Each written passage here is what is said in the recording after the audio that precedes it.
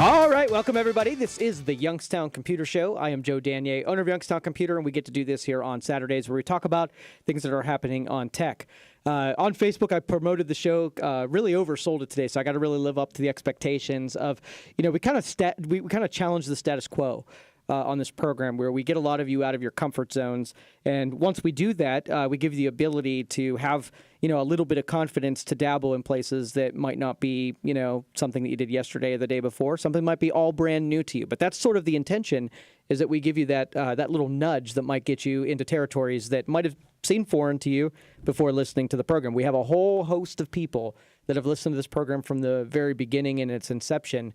And that's totally what we have done, where we've taken a very intimidating type of thing, and then we, kind of pepper you with the language and the context that allows you to kind of get into it with a little bit of, you get to put some swagger behind it. And what you'll find is when you do that challenge, you take some of maybe the biases that you may have put into it. First off, we have some older people who say, you know what, this absolutely just happened yesterday where an old timer came up to me and said, I was working on a server, and he said, you still working on that thing? And I said, yeah, we got to get it going again. Well, in my time, we just had file folders and paper, and guess what they never did? They never broke, right? So he threw a little jab at me where, the technology, if you swear off and you go back to paper, at least paper is dependable, is what he was getting at, paper dependable. So, but then you ask everybody who depends on computers, where if you compare what paper could do for you, how much more can you get done with technology? So yeah, technology breaks down and it needs a little bit more maintenance, and there's a little bit more, responsibility that comes with having it. But once you nail it, these things become these limitless tools that allow, everybody from every parts of the world. Think about what you could do. You connect to the internet and you have one of these things in front of you. Think about what you could do that you couldn't do without. And that's what I want you to start thinking about. When I plant that seed, to know that you're, that little box that's sitting in front of the magical box, you're probably wasting a little bit of time on it where you could be getting a lot more things done, right? And I'm not trying to guilt you into it. I'm just suggesting that, that this thing is capable of so much more than you are asking from it. So I want to, thank everybody along the way who listens to this show regularly and who pushes the limits of their own capabilities and lets me along for the ride, where I can just make these little suggestions in your ears that allow you to dabble a little bit. And I want to tell you this is probably the most important advice of this program. Just listen to this and file it away forever and for always. No matter who you know, who you know and how educated or how much experience you think they have, nobody has really got it all figured out, right? They're not ahead of you. You're not incapable where they are capable. I've taken, people in specialized areas, doctors, lawyers, and whatever, and all of them are just in the same pursuit that we are. So maybe in one area they're way ahead of you and it's noticeable, but you got areas that you're way ahead of them and it's noticeable. And as long as you stay in the game long enough and you have a willingness to learn and you ask more questions than you make statements, then you're kind of in it for the long haul, where you get to, build up your abilities. So you walk in the room and sure, you can exclaim, tell everybody in the room that you don't know what's going on right now, but you give me 6 months and you let me stand in there and be able to take the barbs of the people that, might have some criticisms for you for not knowing. You stand in there long enough and guess what? You have no choice, but it's gonna find its way into your brain. And the only thing it really takes is the desire and the interest to know something, and you having the persistence to stand in there no matter what happens. And I'll tell you, you will know it, and it's not something that anybody can object to. So again, thanks everybody for from the very beginning of this program to feeling a little vulnerable from the very get-go and standing in there long enough till you really start to get it. I see some of these people who, they've even taken classes early on, and they were sort of the real quiet ones that sat in the back, that because they know that they didn't know, right? And then you watch those people as they take your classes and they get more comfortable, they start teaching others. So I picture this, you help one person long enough, and then they get enough information that they help another person. You could see how that can kind of, just like that pay it forward thing, it could really have an effect down the road with people helping people to get smarter. We're in the information age, and this is sort of that open source socialization where it takes on a different form when people truly, this is an easier and better way than any other way, I feel. I mean, if you know enough people, and let's just say, I know that I could sit down. I have customers in every industry on the planet. I know that I could sit down right now and say, hey, tell me a little bit about your business. And how many of them do you think would just say, you know what? Nobody really asks me about my specialty. Like, they ask me to do something for them through an exchange, a transaction, but nobody really asks me about what I'm passionate about, my industry. How many of you think would sit there and tell you about it? How many of them would answer your questions? How many of them would be more than happy to put a little, little meat into a little wood into your furnace, kind of a thing? And so, like I said, that's what makes this show work. And so again, I appreciate all of you being out there that participate and not only listen here, you also turn around and help myself and help the other callers. So if you want to get on the phones and get on the program, 330-729-9977. My topic here first today is gaming. Okay, so we're going to talk about video games, and you've heard me over the last couple months. We're going to be putting together some gaming tournaments, and I bring this up because you, as my audience, are probably sort of the worst marketplace for me to say, hey, I'm going to do some gaming, because there's very little interest in this marketplace of doing gaming, where gaming is a big thing, especially with the next generation and the next generation after that. There is a sort of a villainous bias. And when we look at the next generation of kids, and, we almost think that the next generation is irresponsible because of games. Okay, because that's what we've been sort of like our exposure to it. We know that, kids go into this realm where they get to disconnect from reality and they get to experience things in the gaming world that they wouldn't otherwise go. And we kind of say, hey, that's this generation's dream world where, go deal with some reality. Go down the street and do something physical. And when you hear adults talk about kids, they're almost like they use gaming as that, reading a book is noble and virtuous, and playing a game is, the opposite of whatever that would be. I'm not going to call it a sinful thing, but it's definitely not in the same realm as books. But you got to think about a generation that maybe books did the same thing that video games at one period of time. But for some reason now, books of the avenue of the academics, right? The level of academics, and video games are now people who, the opposite of whatever academics would be. But my contention is that there's going to be an element of development, social development, or when the first games that were put on a computer, you had Minesweeper. Everybody remembers Minesweeper, right? Well, the purpose for Minesweeper is that computers had this interface, this little mouse interface, and people struggled a great deal with using this mouse interface to get around these. Getting around the computer interfaces. So they built a game that would help people develop the skills between the coordination between what they saw on the screen and the movements of their hands on the screen. If you ever watch a brand new computer user, they're all over the place when it comes to controlling the input on the screen. And you could glide a mouse around and your brain sort of synchronizes and connects with the movements on the desk. Well, you didn't do that overnight. It was thousands and thousands and thousands of clicks and moves and scrolls and whatnot before your brain and your body connected. Well, so the first level of that interaction is the eye-hand coordination. That is very important, and it's something that games provide. Okay, so now we master the and hand-eye coordination, because that's the first things that gamers will say is that they've got 27 keys on the keyboard that they have to use to control the game. And if you ever watch any of them play, they can go around the keyboard without looking and hit the keys that are strafe and shoot and run and jump and all that kind of stuff. And it's just so like ingrained into their being. So think about that memorization and think about that control that they have over there. So that's number one.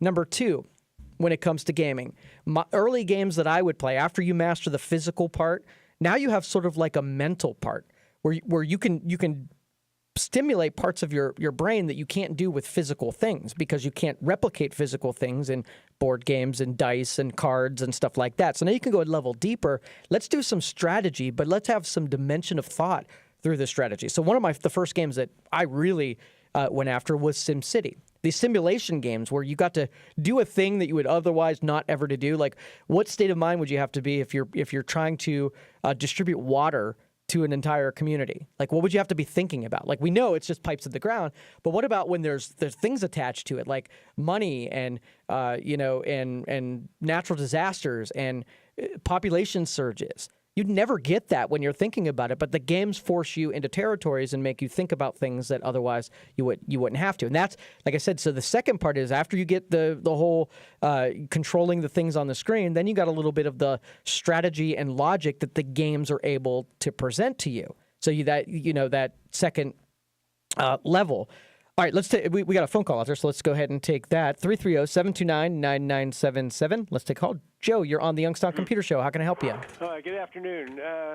Several years ago, I bought a copy of Windows 7 Home Professional and installed it on an old computer. It's working just fine. But I have a backup computer. I'd like to put it on that, but I guess you can't do it on two computers, can you, at the same time? Correct. Yeah, when you activate it for a single computer. Right. Now, if I installed it on this backup computer and didn't activate it within the 60 days or whatever the period is there, what happens then? Okay, so it'll usually drop its network connection where it wouldn't be able to connect to the internet, and you'll get a pop-up on the screen that says this is an unlicensed copy, license it, and it'll kind of lock you out from doing important stuff. But I mean, if after the 60 days I went online and tried to register it, what would happen then? Well, that's what it would force you into. Like when you first boot up the computer, that message would come up and it would say, please enter a key that's valid, and then it will attempt to activate it beyond there. It won't let you do anything beyond the 60 days. It'll force you to activate it. Okay, but I could install it, but if I didn't activate it, I would have to then activate it after that 60-day period. I could still do that? You can, yep. Okay, real good. Now, the old computer, I probably better not put that online if I'm trying to run two copies of the same software. Is that right? Yeah, and that's sort of the gray area where if you had a computer that replaced an old one, then Microsoft would, kind of put up with it as long as that computer never came to life again and appeared on the internet somewhere. So, yeah, that would be it. If it's going to still exist, it's got to serve a life that isn't online.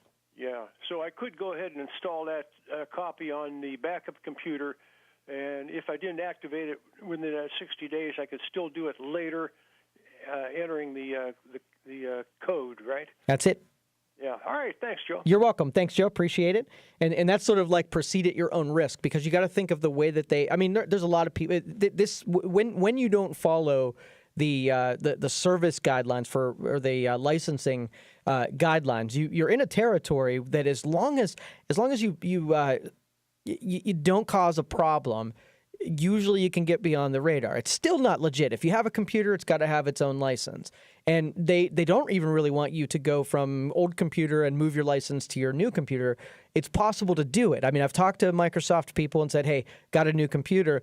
And if too much of the original components are replaced, it constitutes a new computer, which means it has to have its own license. So let's just say I have a computer and I replace a sound card, right? Well, that counts as it's the old computer. It just got a sound card. What about if I put a motherboard in it and a new processor? Is it still the old computer or is it a new computer? What if I give it a new case, a new motherboard, and a new processor, and new memory, and new hard drive? Is it a new computer anymore, or is it still, the old computer? So that's why I said it's kind of gray area, but I figure if the computer you're using is in front of you and you bought a copy of an OEM an OEM operating system, I believe you should be able to use that operating system, going forward. That's your copy of Windows, no matter if your computer fails out or not. You bought that license.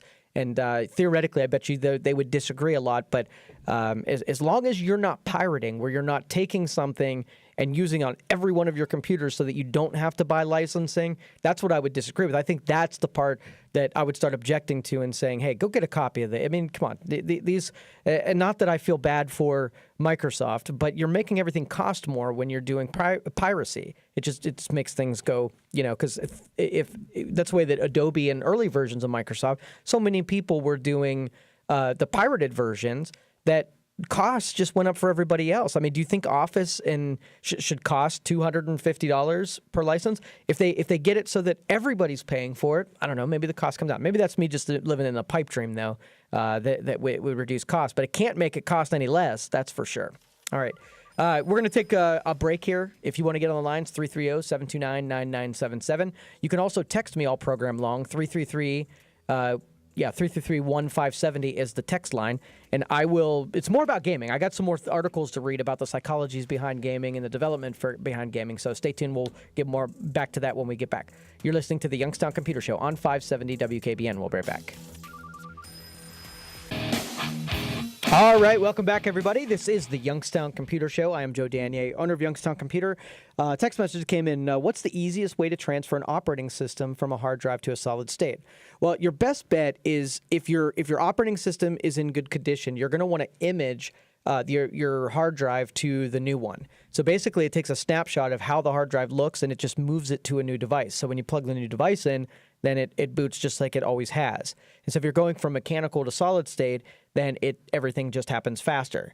Now, that really presupposes that your hard drive is in good condition. If you've got errors and problems with the software on there, then you really don't want to do that because you're just transferring your problem to a faster drive. But the program that I like is called Acronis. And I believe it's like a $40 program. I use it a lot. It's one of those programs where it's been in my library forever. You've heard me cite it forever. And it serves as, it's what I use mostly for my image backups, where if I take a snapshot of a hard drive, I can do the restoration and the backups easiest and quickest. It's probably one of the most reliable pieces of software that I've ever used. You can check out Acronis on the web and download it. I think they'll even give you a trial. But it is a program that you have to purchase a license for, and it's not all that bad. So it's worth the investment of $40 to have something that you can do image backups. The process goes like this: the source and the destination have to be pretty similar. Okay, so what I'll do is that let's just say you buy a 500 gig solid state drive, and your other drive is 1 terabyte. Well, you're going to have to clean up the source drive so that it fits nicely on a 500 gig drive. Now, I like hard drives to not really hit the threshold of being more than 75% filled. So if you've got a 400 gig and it's 125, you got a 500 gig drive and you got 125 gigs free, that's sort of where I want you, where I want you to be. So clean up the drive a little bit, move some music files to somewhere else and your movie files, anything that's taking, warehousing some space, and move them away. And that way, when you do the image, that the size of the source is smaller than the size of the destination. And then you can use Acronis to copy that image over, to the new drive. So lots of people are doing this, and that's why this is probably your easiest bet to get the data over there nice and reliably. Because it goes as a 1-for-1 where it copies the image that it sees. Now, let's just say you do not have your backup, your solid state, and you want to use Acronis as just backing it up, you can take like an external drive, boot to the Acronis disk, and have Acronis take a snapshot of that primary drive and move it to your external.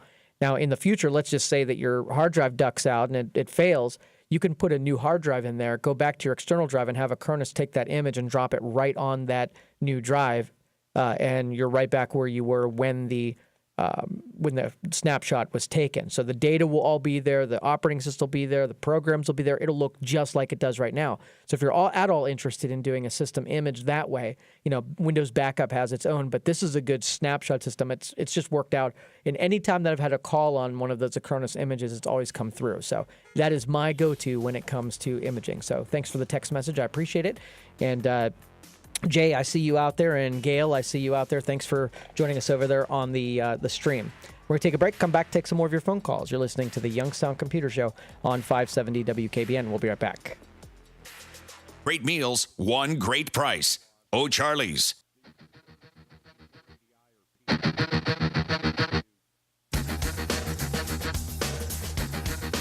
All right, welcome back, everybody. This is the Youngstown Computer Show. I'm Joe Danier, owner of Youngstown Computer.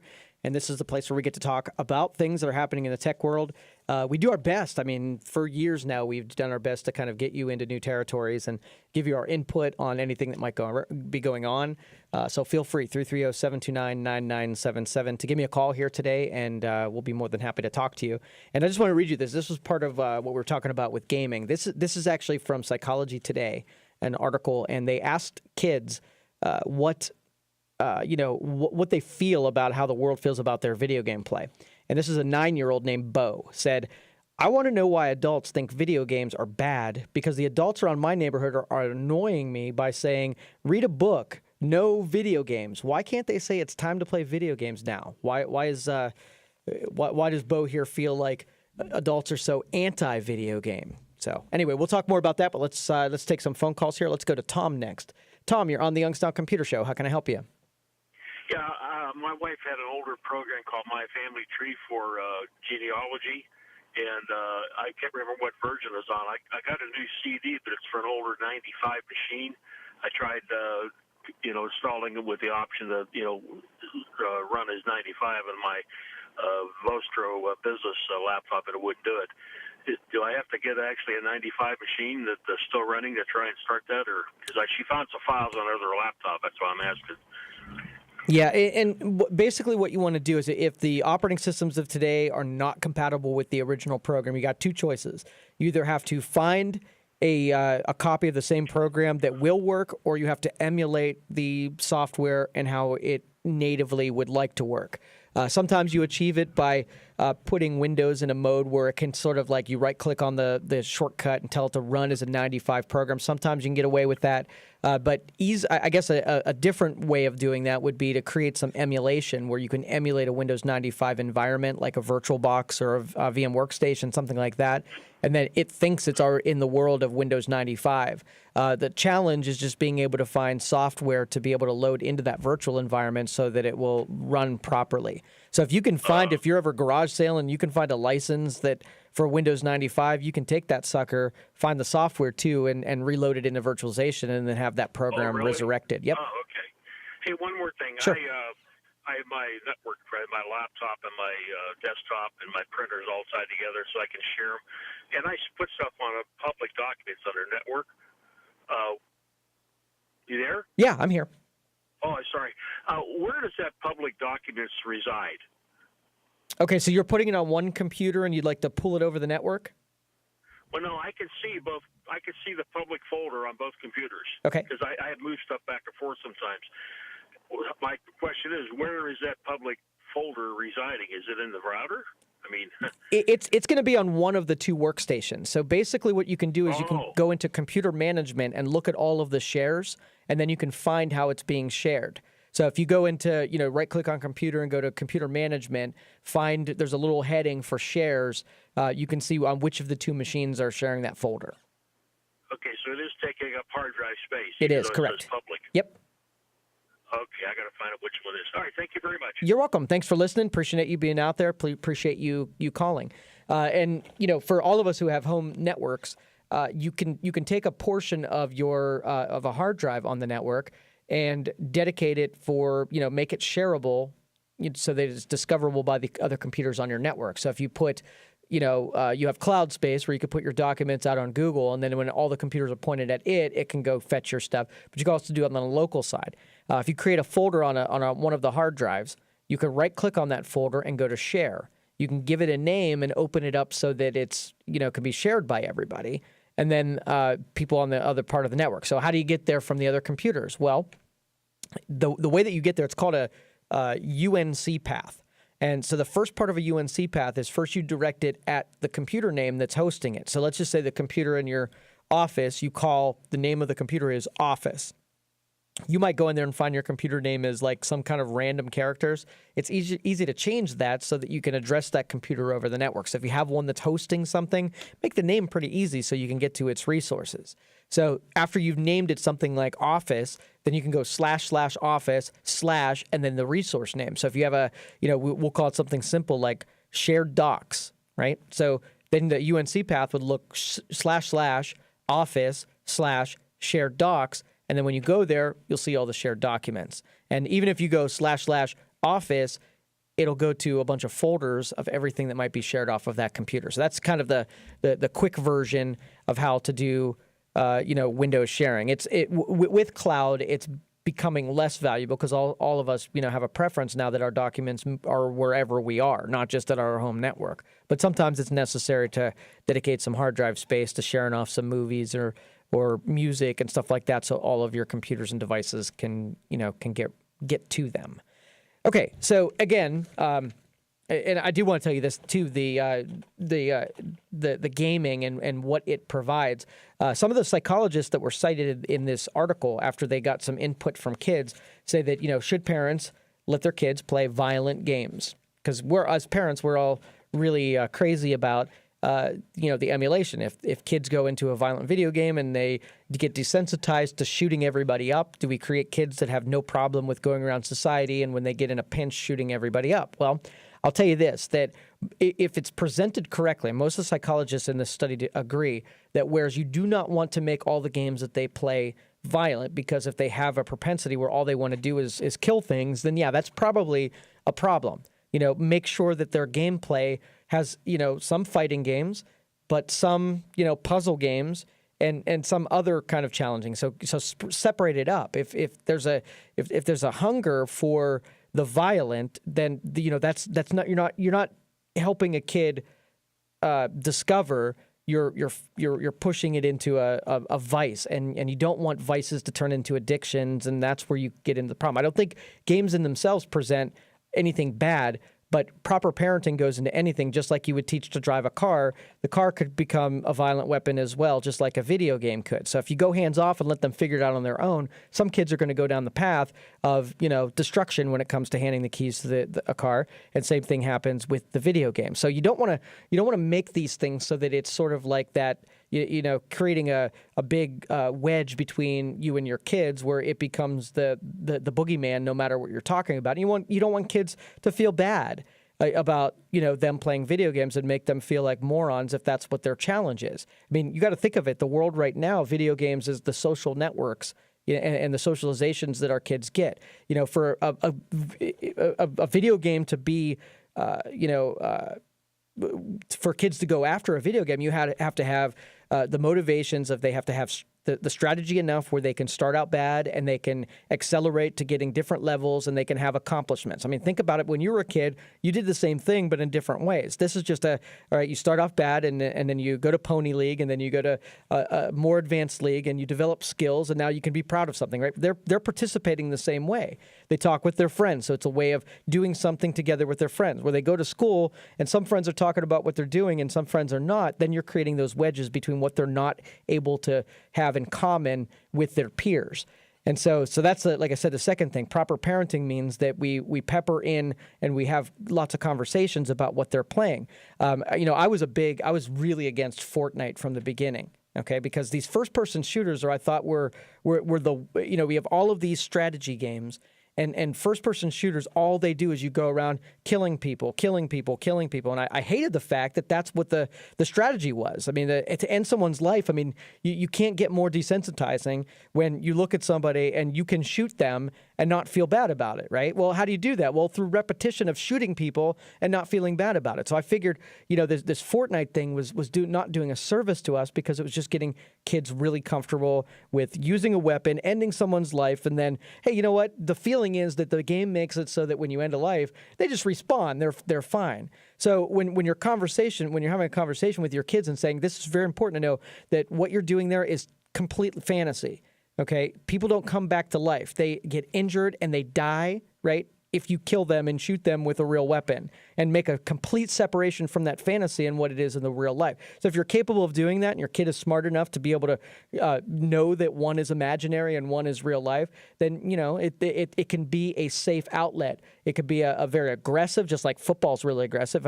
If my kid watched a football game and then went outside and see our neighbors, I got an elderly neighbor that's mowing his grass and my kid goes up to him and levels him out, right? There was a fantasy thing. You just don't go around hitting people. It's only applicable during that game, right, in that setting. Well, you don't see kids doing that, going around hammering people in public. So again, that's that's kids do have the ability. They are smart enough to make that separation, but you as a parent have to really underscore that. And so don't make them feel bad about it. Make sure that the challenges they're putting out in front of them, and don't always refer to it as an addiction. If it's an addiction, it means that your kid can't remove themselves from it. An addiction truly is that they will remove themselves from public, where they won't be able to sit down and have a conversation with you. They won't sit down and have a dinner with you. If you say, hey, it's time to get off, and they get off and go, that's not an addiction. It's when they get off and they complain and they start melting down and they start that, then you've created an addiction. And that's when like the games get hacked off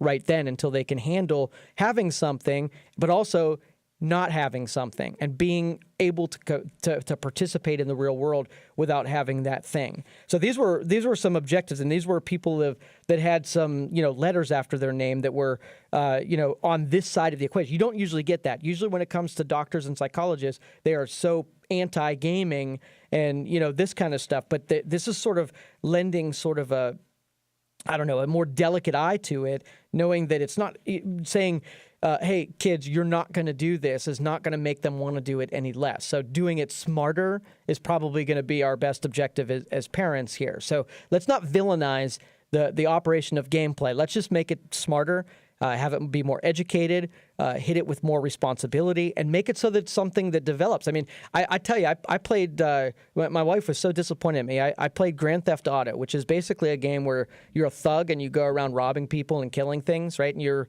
a thug. Now, everything in the game was terrible and awful. The language was terrible. What constituted some of the challenges were terrible. I mean, it was so appealing because, a burglar is something that bad people do. But you got to be a burglar in a game, and then when the game turns off, you're no longer a burglar. That was, and again, I'm torn on it because I know that's terrible. The things you put into your brain, they grow. And so if you put all you do is put that kind of stuff in there, you become worse because of it.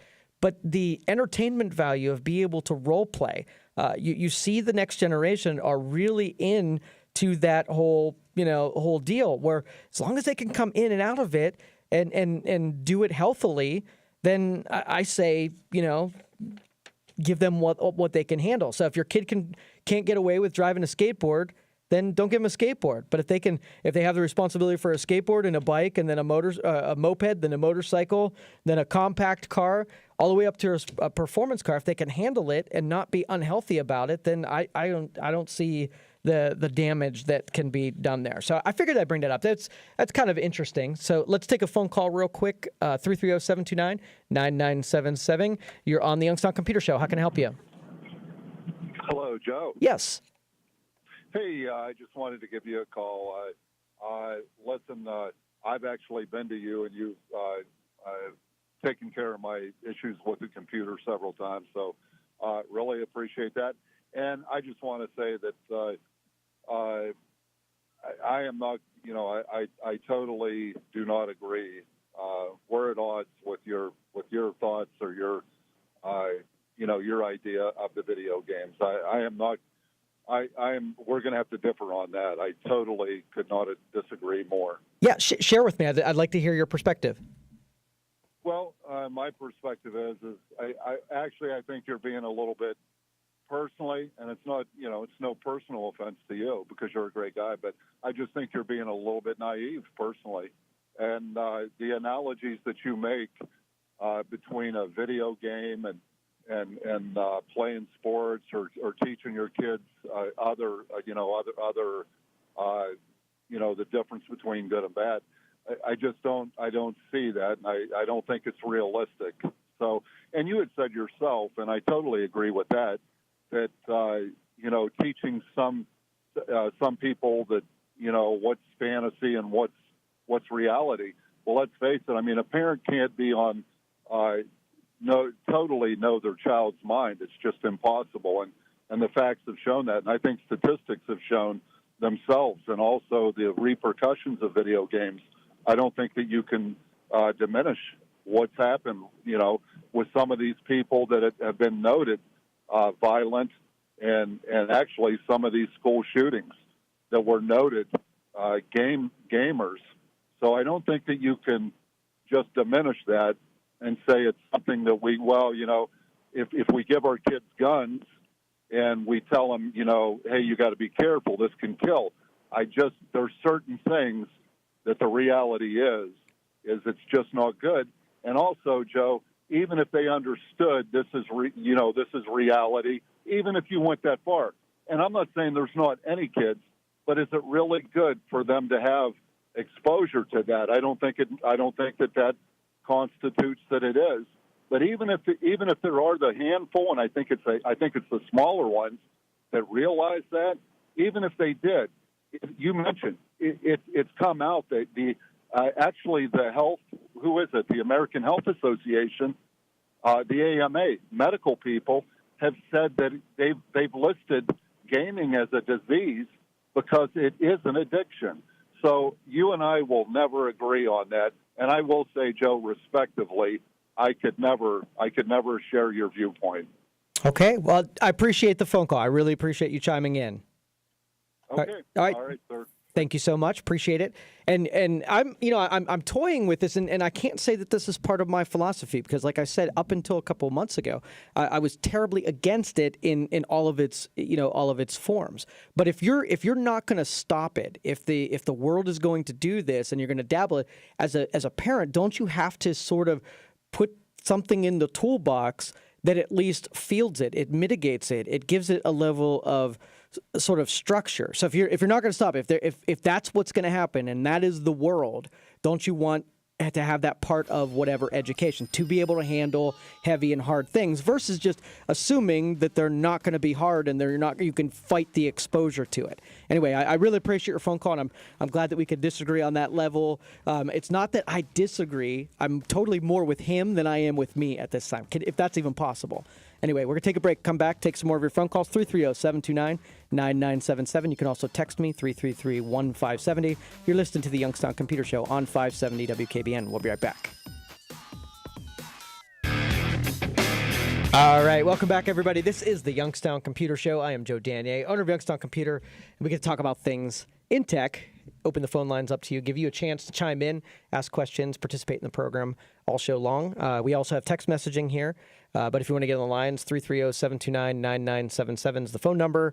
You can text me also at 333-1570. Welcome to you who are out there, both on terrestrial side and the digital side and the streaming side, all that kind of stuff. So welcome to the program. Appreciate you guys all being here. Steve's out there, so let's go take a phone call to Steve next. Steve, you're on the Youngstown Computer Show. How can I help you? Good afternoon. Hi. I want to clarify something. The American Medical Association has never declared that playing video games makes you an addict. They have never done. There are people that do play video games and are addicted to them, but there are also way more people that play video games that aren't addicted. So that's just completely inaccurate to think that. And I obviously it's a closed-minded opinion based on a little trickle of information that this gentleman blew completely out of proportion when he doesn't understand it.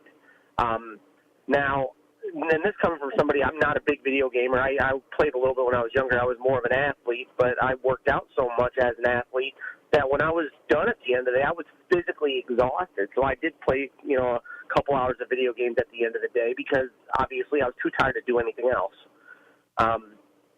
But I just want to make it very clear that you can't. Everything goes with moderation and proper parenting. You can play the most gory video game out there, a ruthless video game, and it doesn't make you a bad person. It doesn't. As with anything, you could always turn into. Anything can turn bad, and the question is it being monitored properly, and is it being used properly? One's entertainment value, and the other one, does lead towards that addiction. But they're not one and the same. All right, I got a question for you, Steve, and this is just your opinion. So people who are against this, they wonder why do all of the video games seem to have a thread around violence? Why can't we have these things that have an other purpose? Why is that sort of like the zero sum? It all filters down to being violent. Well, the whole purpose is well, first and foremost, it's more exciting. It's an adrenaline rush. The goal is the adrenaline. And what if you actually have, if you pay attention to any studies, there are with certain types of video games, is that adrenaline rush that exists there. Where you could run into, on extreme circumstances, people losing control of their reality. But as with anything, I'm not going to deal with the fraction of a 1%. I'm going to deal with the majority, because that fraction of 1% was going to have a problem regardless. Right. Whatever they got addicted to, they were going to have a problem with. Exactly. So, I'm not going to blame the 99.99% of society for the actions of somebody that is just mentally disturbed. Right. But it's a lot of the adrenaline rush issues, and because why are we playing Monopoly instead of checkers? Right. All right. I got to move on. Steve, thank you so much for the phone call. Thanks for your opinion. I appreciate it. All right. You're listening to the Youngstown Computer Show on 570 WKBN. We'll be right back. All right, welcome back, everybody. This is the Youngstown Computer Show. I absolutely love that last segment talking about gaming, because that's really what, when we get a little provocative, we talk about things that need to be talked about. You're going to have people from both sides of it, and neither are wrong. Neither side is wrong. So do you hate the fact that video games devolve into a point where it's all violence? Could it be something other than violence? Sure. So could movies. Movies could be something other than violence. Real life could be something other than violence. And there are some people who believe that the more you entertain that kind of behavior, the more it takes root in your culture. And so, again, all is right. We all kind of agree at this point that we want to have less violence, not more. But as it's already happening, do we want to be prepared for the realities, or do we want to prolong the delusion that it's not really happening? And, at this point, you got to, in my case and with my family's case, I wanted to prepare my kid for something that was the reality, not that I believe in, the violence that he's going to see, but he's going to be prepared for it when he does see it, as being able to at least handle to the point where he can still conduct himself as a virtuous person of society.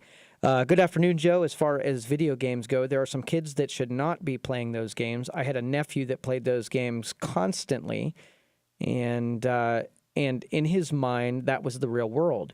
And that was, to be honest with you, as scary as hell at times. Yeah, and that's what we were just talking about.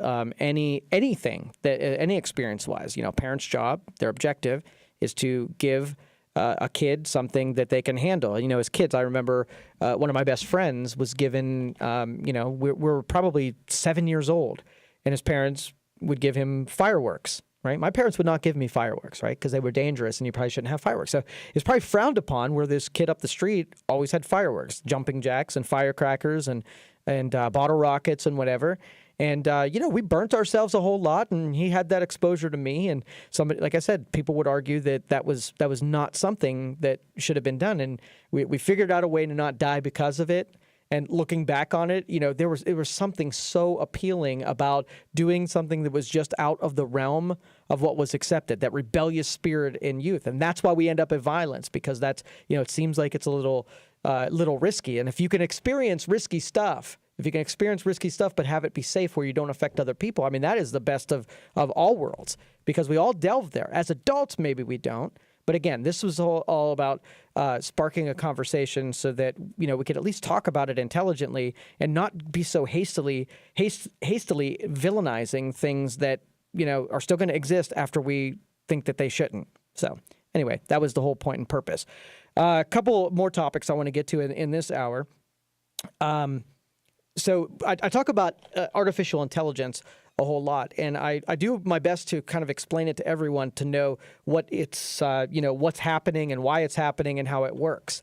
And so all of us are participating with at least a little bit of artificial intelligence when, software makes sort of decisions based on our what it knows about us. So, the first part of the deal is, for the last 10 years, we have been volunteering information about ourselves to systems that serve us. And then those systems can take the things that we've told them and make guesses about what it is that we're going to want, and then provide those things as we want them. So knowing how those algorithms and that artificial intelligence work. So, for instance, I'll share with you one that Amazon uses. So Amazon has sort of perfected distribution. So Walmart was really good at distribution. Amazon took it to the next level. So let's just say that people in Ohio buy, paper towels, and they buy them pretty much religiously, where they are purchased at about the same intervals. And so systems can make predictive, do you think Amazon, if I purchased paper towels before from Amazon, could it guess that I'm about ready to buy paper towels again? Or if I've ordered groceries from Giant Eagle and I ordered it every day on Friday night, right? Every time I order, it's Friday night. So if Friday night comes along, could they make a pretty fair prediction that that I'm going to be ordering groceries here in the next couple hours? So artificial intelligence then tries to make a decision and moves resources to you when it thinks you're about to do something.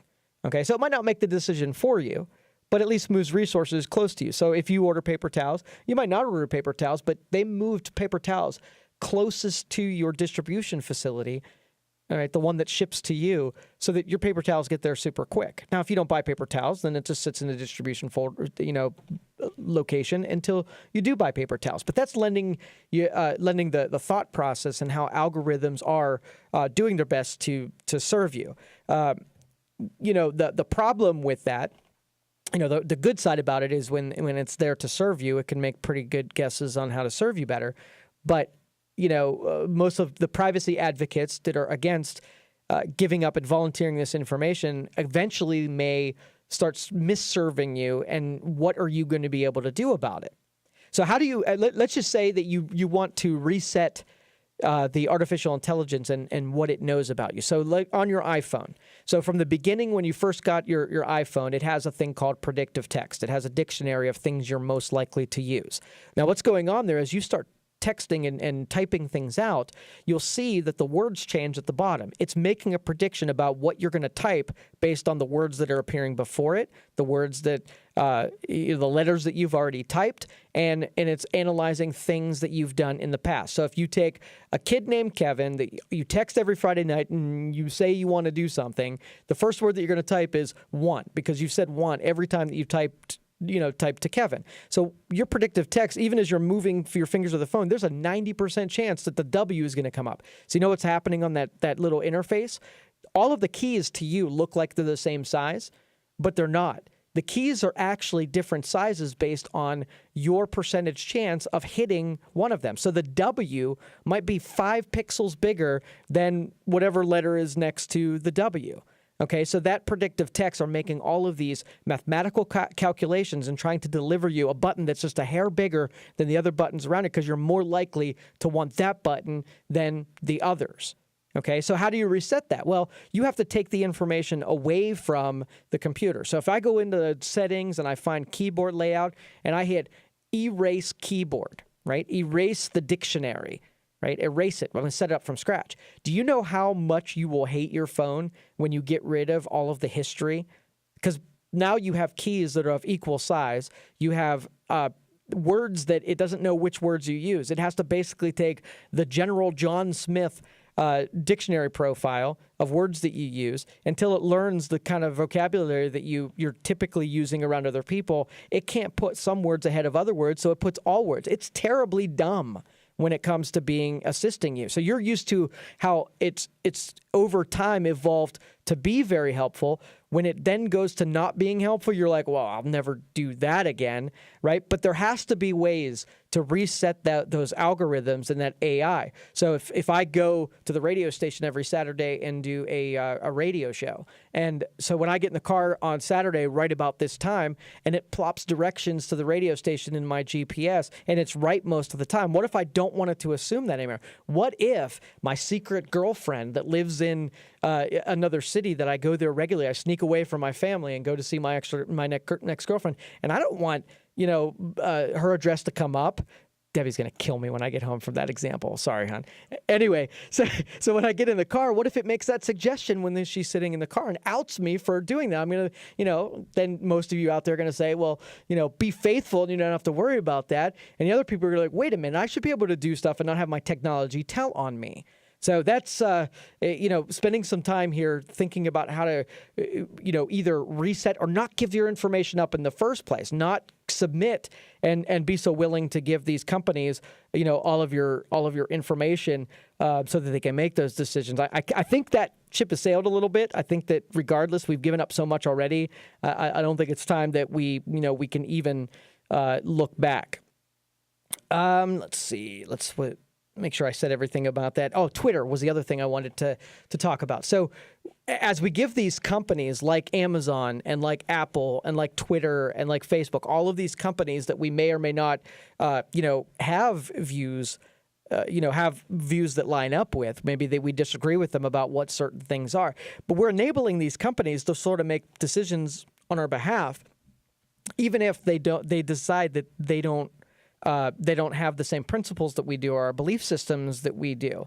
So these sort of biases that are going to start to emerge in, our everyday life, our cultural life.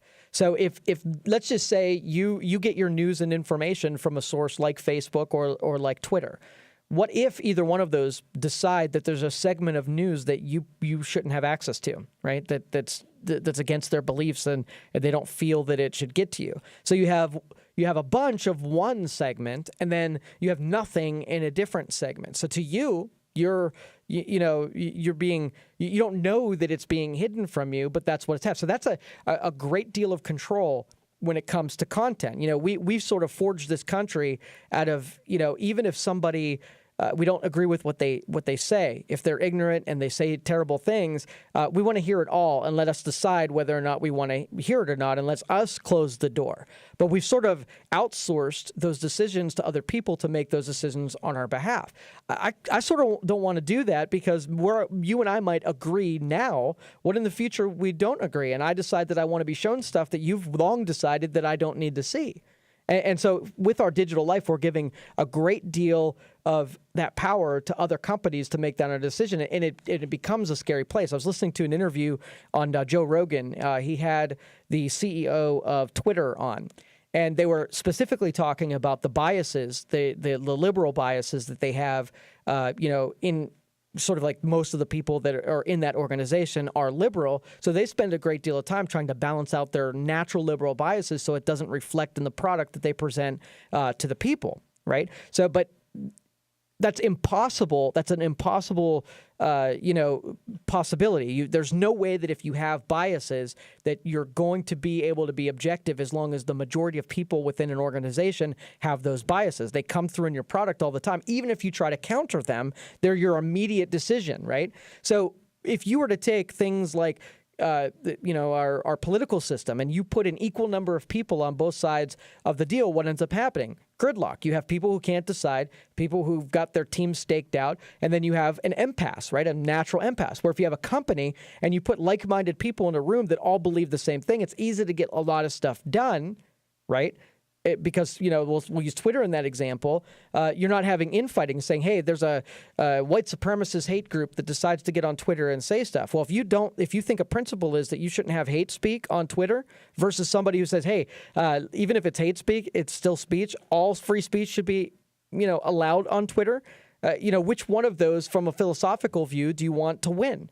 Do you want the better product? Because that's what Twitter is. They're giving a product to the people who are out there. And if you don't agree with that, then you could just find another product or start your own, right?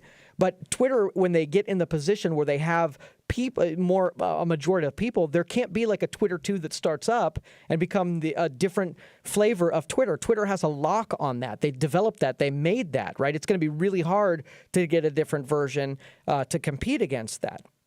And so, these biases that can come into these different marketplaces, just like I warned about retail, just like I warned about these biases, just like I warned about artificial intelligence, the reason that we have to take warning, it's not so much that you need to advocate against these things. These are just realities. But I have to bring them up so that you can start, when you're driving around, thinking about how you want the world to interact with these things so that we can set up proper balances and proper rules and laws and regulations. And if we oppose to them, we need to oppose them intelligently. So if you don't like violent video games and you don't think like they should have a a seat. Well, kids are playing them, and a majority of them are playing the violent ones. So it's your job to go invent some video games that do satisfy all of the demands of the people who play video games and make yours better, so that it's not that you take the ones that you disagree with and kill them, but you present one that you think they should go and make it equally as tempting and equally as palatable to the people who are playing them. That is the true challenge. And this apathy that we're in about complaining about everything,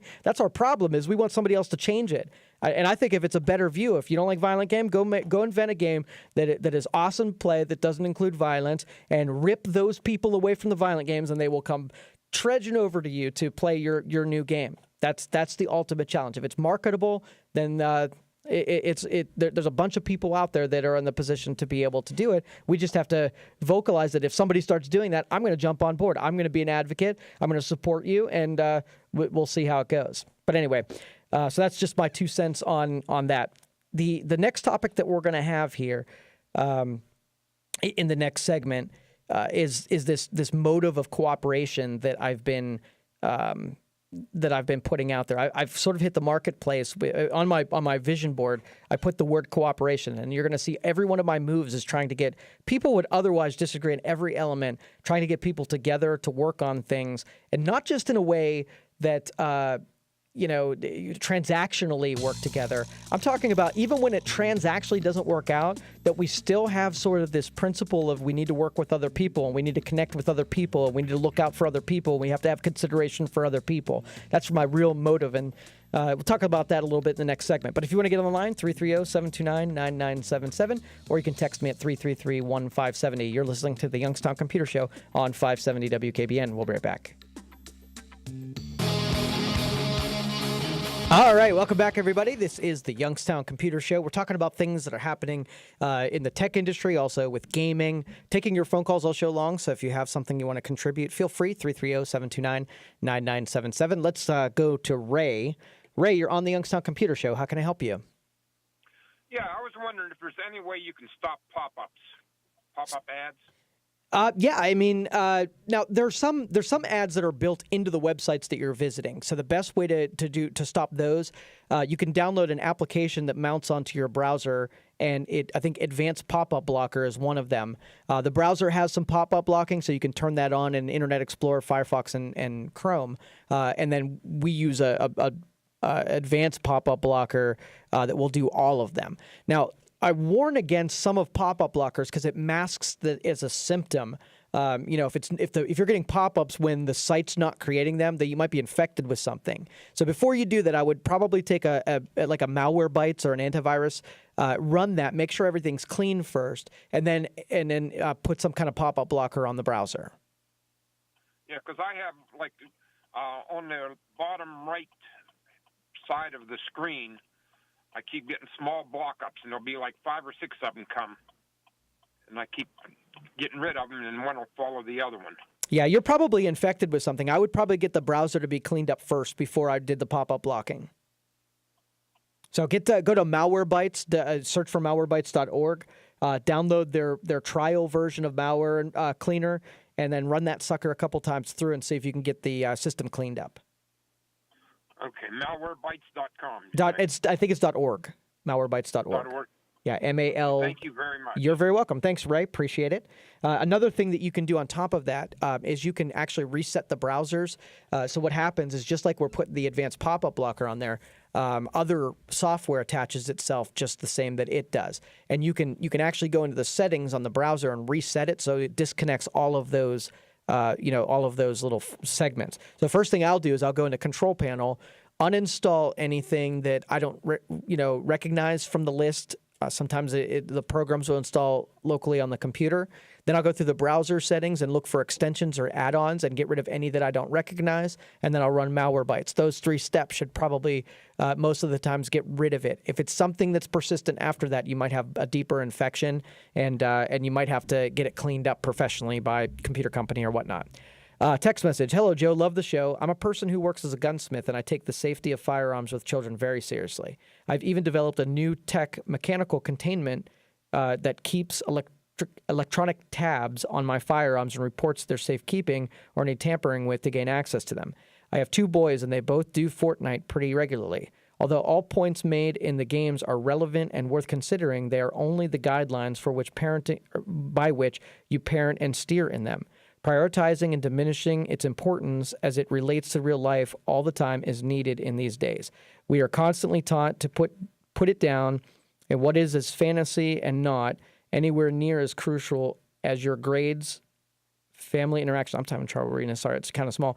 Interactions of friends coming over. We limit the time and use that is an experiment to see if an addiction is getting a hold of them.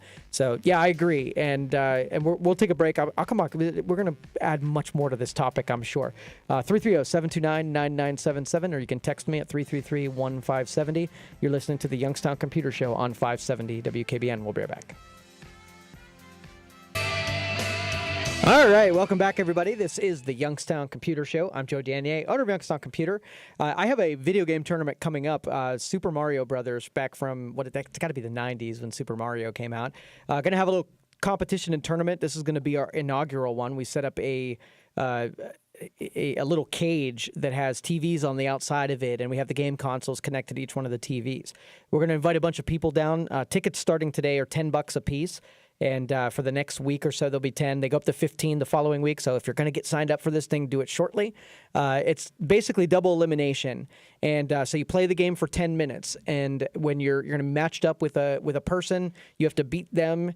First round is going to be straight up points and coins and extra lives. And so we add those all up, and the one that has more of those after the 10 minutes advances to the round 2. It's double elimination, so even if you lose the first round, you go to a loser's bracket, and you can also win the loser's bracket as well. And I think I'll call it something other than a loser's bracket to make it a little bit more appealing, but that's essentially what it is. And so the second round is you get points, but then you get weighted where the coins and the extra lives then take on more point value. So it becomes more beneficial not to just run through and get enough points, but coins play a bigger role. Again, if you're eliminated, you go to a different. If you lose a second time, you're eliminated. If you then win, you advance to the final round.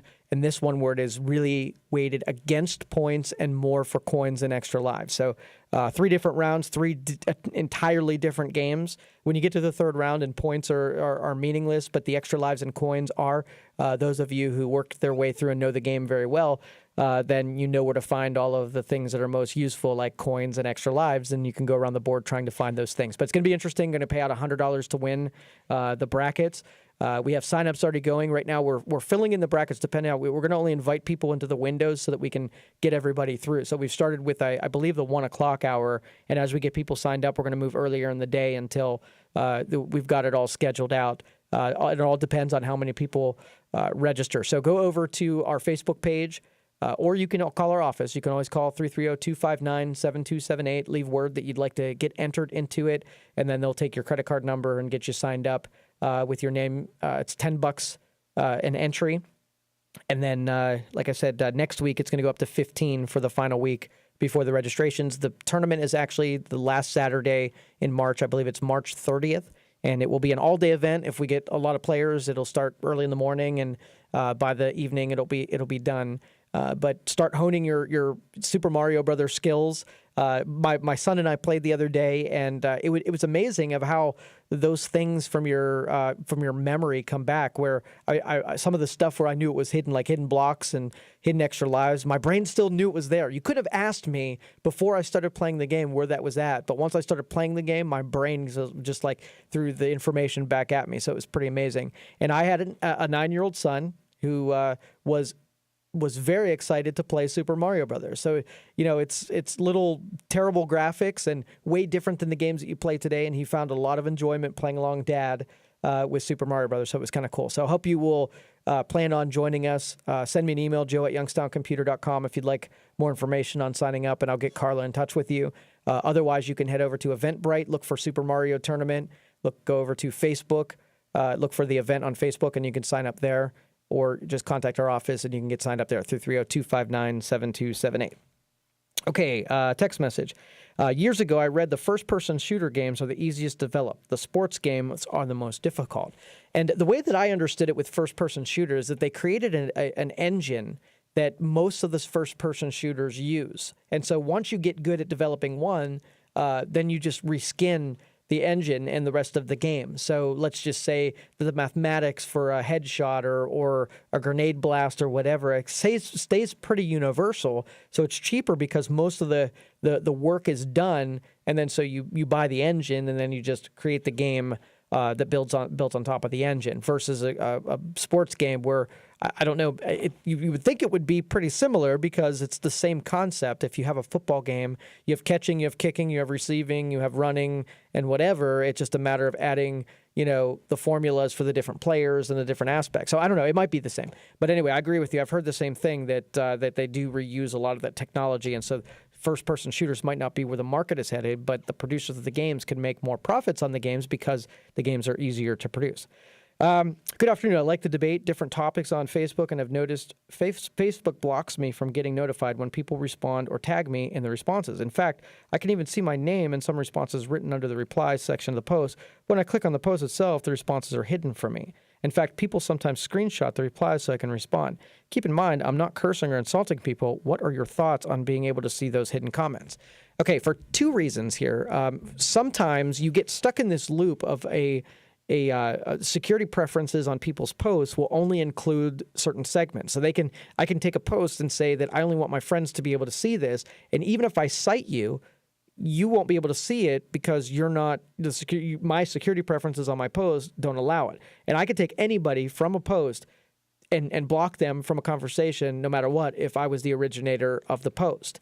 So I've not heard of Facebook doing this on its own, where it's not going to single you out. It has to be part of the security preferences on the person who authored it. So I'm going to guess that the person that wrote it is the one that made that happen, not necessarily Facebook. But you're right. The only way to see it is get somebody that does have permissions, and they can look at it. And this little trick here is that if you were to take a different profile and you're not specifically blocked. So let's just say you had a Joe Danier profile and you had a John Smith profile. And the John Smith one is your anonymous version of your Facebook profile. So you just keep it alive so that if you can't see something, you can use your John Smith one that nobody will know to block because it's an anonymous one, but it has the ability to go and see things. Then you could go, creep on people's posts and whatnot. So maybe you have a fictitious profile that you can use for that, in that capacity. It's probably frowned on. Facebook doesn't want you to have just these alter egos having their own Facebook profiles, but there's so many of them, you're not going to be the first that invents a profile that is not themselves to be able to do this. So I'm only suggesting it because this is not illegal to do, nor is it, like I said, the only thing is they probably have asked, they'd say they wish you wouldn't do that. But as long as you're not breaking any rules by creating a profile, attaching it to an email address, that's really all it comes down to. You're going to have to give that profile its own email address, but it's not hard at all to go over to, Gmail or Yahoo and create a free email address that you can use for that capacity. So again, that's a good way to, creep on profiles too, is just go create an alter ego profile. All right, so this cooperative thing, this excites me because, like I said, this is truly a disadvantageous philosophy where you're not really looking at doing stuff for other people because there's something in it for you. It's the opposite. So my challenge is I'm doing a tech expo next year. Okay, so I'm going to bring technology companies that are here in Youngstown to set up a table and demonstrate what they do for a living and get the public to come in so that when they demonstrate what they do, people, could just really show off. So we have excellent technology companies, people who build things, people who are service industry that work on things, people that are developers, all sorts of really, you wouldn't even know that we have a bunch of robotics companies or a bunch of 3D printing companies because they're not advertising to the general public. You're not really their audience, right? They're in manufacturing. But if we can get some of those to demonstrate their wares in a public setting, us as the public, we can go see it and really get a sense of pride for what exists here in Youngstown because we have to defend the people who work here by supporting them. And if you can't support them directly by buying their products, at least if you know they exist, that you can support them in any way that you can. And so this is a way to bring them to a public place so that we can all witness them and what it is that they do. So that's the motive, where I need to, number one, I need to be able to take people in my industry and bring them together, at least in the capacity where they can trust me to put them on showcase and give them all, and work with them so that they can all promote their businesses just as much as I do. So, you would think because I'm in this industry that I'm going to, put me or my favorites ahead of people that are not my favorites. Well, that would not, make for a good show. It would make for a good Joe Danier show. And that's not what I'm after. I want to be able to go up to people who I have direct competition with, bring them to the table, and give them an equal shake in this expo. So I practiced this last week. And really my rules were that I was going to go to these people. I'm going to say, I'd really like to have you at this expo. And when it comes down to reciprocation, like what's in it for Joe? I mean, is he looking for something? I'm going to turn down reciprocation. I'm not going to make this about what somebody can exchange for me personally or for my company. This is going to be a transaction where I want everybody to succeed. I want everybody to grow. I want everybody to make a ton of money. I want everybody to be able to hire an unlimited amount of people, right? The best I can do to take people in my industry is to help them promote themselves. And there's plenty of market in this place to go around. There's not a shortage of companies where I'm afraid that if I help promote my competition, that somehow I'll be at disadvantage. I'm giving away the farm. I'm letting it open and know that each one of us has a place and we can work together. I would like someday to be able to take my fiercest competition and say, hey, you know what? I got a workload and I got a customer that I know that I'm not going to be able to field as well as you guys. So why don't you take this one? Here's a customer that came to me, and I know you do just as good a job that I do. You take this one, and we'll get the next one. And then that person says, yeah, that was a really nice thing. Now I feel obligated that if I'm in the same spot, that if I'm overburdened, I could just give one to them, and they're going to do the same thing to me. That's the kind of attitude that I want. That I'd really like to carry into the marketplace. I don't see it very often. I don't sense it. There was this one time it pissed me off so bad that I brought a company to the table to do web development for me. I couldn't take on any web projects, but I knew a company that did. And I said, here's the deal. I want you to come to the table. I'm going to give you this customer to do web development. The only thing I'd like you not to do is try to work under my banner. Don't, you're a competing company with me. Work as Youngstown Computer. Don't pitch your own services. Don't try to snipe or poach the customer. Just try to work under me and just take the customer, listen to them out. And like 30 seconds into the conversation, they presented their business card and said who they were. So there was really, I don't like playing defensive business as it is. But when you bring somebody in the tent that does the same thing as you, what's going to stop them from trying to take your customer, right? There's sort of got to be some. Just a way of consideration about not doing that, because you wouldn't want that done to you. Someone's already, exposing a vulnerability, bringing you in, and the minute that you take a chance, we've had copier companies do the same thing. They come in as copier and say, "Hey, so you got your network over there? Why don't we take your networking business over?" Right? Where I've sent this company there to do the copiers. I know that they do IT. Right, but if I send and I recommend, say, hey, this company does really good with copiers. Why don't you call them up? They ask me for the recommendation. I send you, and now you're in there because I recommended you, and now you're saying, hey, let's take the whole network over and kick Joe out of those networks. I always believe, and it is my philosophy, that it's my job to earn my customers. I don't care if I've had them for a day or 10 years. I have to be, if it comes down to a choice between me and them, it's up to me to be better than everyone else, so they choose me. I don't put these little barriers up that make them beholden to me. If they're free to engage with other people, I totally have respect for that.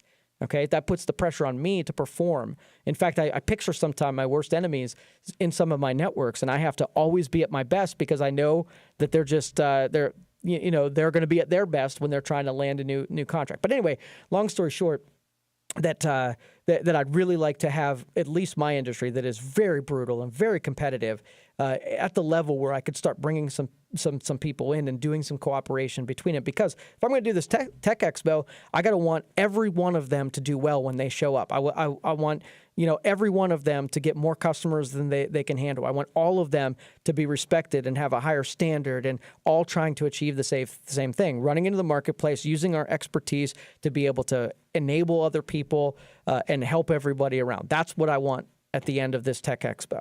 And that's what you'll see me pursue over the coming months. And so, this experiment with me going to someone and turning down reciprocation, that's the first thing that they set up. They said, hey, we'd like to send customers back to it, which was great. I love the fact that this one example already within 30 seconds of an email exchange decided that they were cool about sending reciprocal stuff. And I said, no, I'm not really after business coming in. I want to see you doing well, right? And I want to see things being handled appropriately. Let's see if we can sit down and do common business together. And we'll see. I mean, it can go either way, and I got to be okay with it being either way. So this is more like training myself to be able to put with competitive environments, being able to say what we do on the field, I'm going to still compete against you to be better than you, but at the same time, me being better than you does not mean that I need to put obstacles in your way. It's almost like, you want your girlfriend to like you, right? So you got to be better than everyone else every day and not keep her locked in a room. And that doesn't mean that she's choosing you because you're locked in a room. You want her to go out and choose you when you are not with her, right? That's the objective here. And so that level of cooperation is mighty, and it's an undertaking. I've been in this industry for 20 years now, and more than 20 years, and it not one day that we've existed, I haven't seen some cutthroat maneuver to outplay somebody else for reasons, defensive reasons, either poaching or, just doing totally nefarious stuff for the sake of getting more business. And that's sort of like admitting that there's not enough work for everyone, which I do not believe in it. So I think there's plenty of people and work for everybody to go around, and so it's totally unnecessary to hurt the other guy when there's plenty to go around. I mean, just find everybody in their expertise. If one dude's better at me than at web development, guess what I'm going to do? When web development comes in, there's your web development. And then if I'm better or like something else, maybe you'll send me that stuff your way. And maybe this is the utopia version of the tech field, and I'm okay with that. So anyway, I thought I'd share that cooperative story. I don't know, it's inspiring. It's just something I believe in. All right, we're going to get one more segment when we come back. If you want to call, 330-729-9977, or you want to text me at 333-1570. We'll try to take your calls when we come back from this break. You're listening to the Youngstown Computer Show on 570 WKBN. We'll be right back. All right, welcome back, everybody. This is the Youngstown Computer Show. I am Joe Danier, owner of Youngstown Computer. I did also want to mention during this program, in the weeks coming, we're going to be doing some live events across the way over at the Magic Tree. So in conjunction with the program, we're going to continue some of the topics that we have, give me some ranting space, and we're going to go enjoy, get some food and be able to talk publicly with those who follow the program or are involved. I want to reward some of the longtime listeners, the people who contribute regularly. So please get in touch with me if you're a longtime listener of the program to get an invitation to the event, the where and the when. Send me an email or a text message. Joe@youngstowncomputer.com is my email address. I know Gail out there has followed for forever. So Gail will be getting an invitation, and I'll kind of go back through my memory and see if we can find the contributors that are always around and always come through. That's really, we have one of those loyal audiences where whenever I ask something, you guys always come through, and all I have to do is mention on the radio, and I have everybody sort of line up and really support our endeavors. And this being one of them, the public showcasing of what we do is a large majority of what Youngstown Computer and Youngstown Studio is going to do. So this is pivotal. This next step is very important into what happens after this. We're going from what happens on the radio waves to doing stuff publicly and eventually having stage stuff done. We're getting into the entertainment circles and doing these events. So we're gonna pretty much have our most loyal people that support this really give it a hand and assistance in making this successful. So I'm doing that now, is asking for all of you to get in touch with me and contact me that you'd like to be involved in this, and I'd really appreciate your presence, showing up to allow us to practice our craft. This stuff that we do early on is going to be in my head. It exists, and it's going to start being realized in front of an audience. Again, it's going to be over at the Magic Tree, and it's going to happen the same days that the program does. So if you find yourself available on Saturdays and want to, help out and give me a platform to continue on, what it is that we do, I would really appreciate it. We've got a lot of partners they're going to help in that. First off, the Magic Tree is so willing to participate. We had Jeff from the Business Journal extend his graciousness in being able to help with the things that we do publicly. iHeartRadio has been a partner in absolutely everything that we've ever asked to do. The people here have been supportive and allowing us to do it. Like free reign and such a great partner. And there's many, many others that have offered their support as well. But I'm just telling you that it's always all hands on deck. And I've always really appreciated the people of this area to get behind things and just at the volume that they do. I've always appreciated that. So if you're an advertiser and you're on the fence about dealing with this radio station, I mean, these people are all family. It's not even a transaction between vendors. You got people who will really be on your side. So if that's really what breaks it here is if you want a friend who's really going to look out for you, that's what this place is all about. So, let it be. So again, Joe at Youngstown Computer is my email address. Please get in contact with me and let me know if you'd like to be involved in our performances that are going to be in public. And we are back next week, so look forward to seeing you guys all next week. Have a great one. Don't forget to turn your clocks, spring ahead, so it's forward tomorrow at 2 a.m., I believe. So everyone have a great week. You've now listened to the Youngstown Computer Show on 570 WKBN.